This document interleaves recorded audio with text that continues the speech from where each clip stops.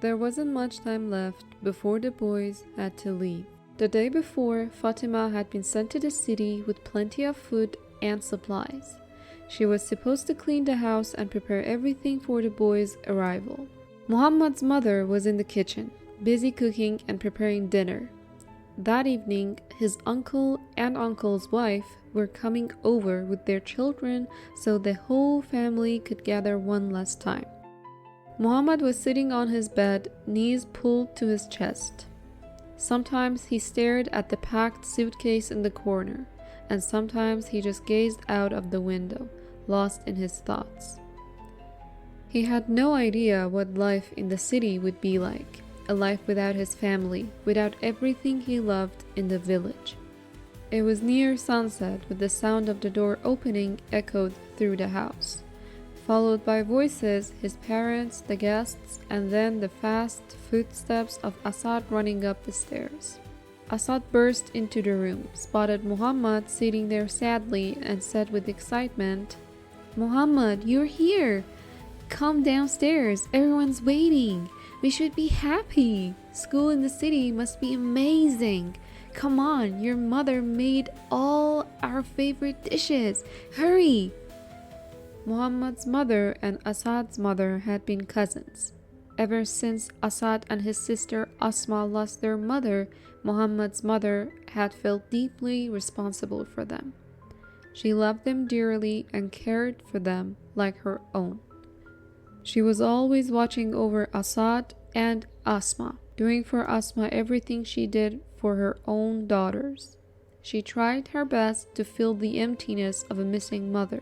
Muhammad and Asad joined the family gathering. For a while, Muhammad got caught up playing with his twin cousins and forgot everything else. The girls were sitting together, chatting and laughing. The father and uncle were talking about work and the crops. And Muhammad's mother, who didn't have much to say to the very young uncle's wife, kept herself busy preparing the table and serving the guests. It was a joyful evening, especially for Asad. When it was time to leave, Muhammad's uncle shook his hand and said, "You'll handle it just fine, young man. I believe in you." The next day would be the last. Early in the morning, Muhammad's mother began baking the boys' favorite cookies. The girls, Haya, Zahara, and even Nora came to help her. Even Asma joined in.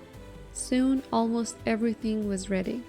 The driver was supposed to pick the boys up early Sunday morning to take them to the city. Muhammad only left his room to visit his cold Kahar one last time, just to say goodbye. He spent the rest of the time in his room. Haya and Zahara came to check on him and tried to talk to him, but nothing helped.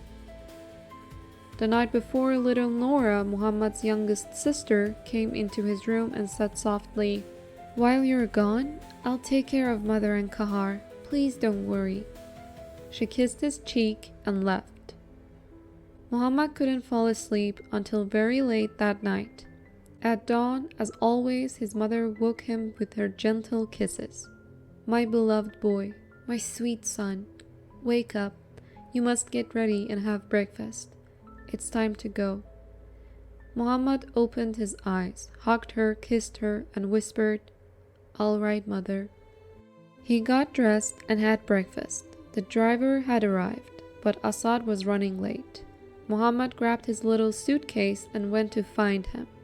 He spotted Asad approaching from a distance. "Why are you late? Where were you?" Muhammad asked. "I had to say goodbye to my mother," Asad replied. Muhammad's father gave the driver the final instructions. The driver loaded their luggage into the car. Muhammad hugged each family member one by one, but stayed in his mother's arms a little longer. She kissed him and said, "I'm sure you'll love your school and your new classmates, my dear." She then hugged Asad and said, "Take care of yourselves." "I'll take care of Muhammad, don't worry," Asad answered confidently. With teary eyes, she smiled. The boys got into the car and it began to move. Muhammad looked out the window. Tears slipped down his cheeks and he waved to his mother ancestors.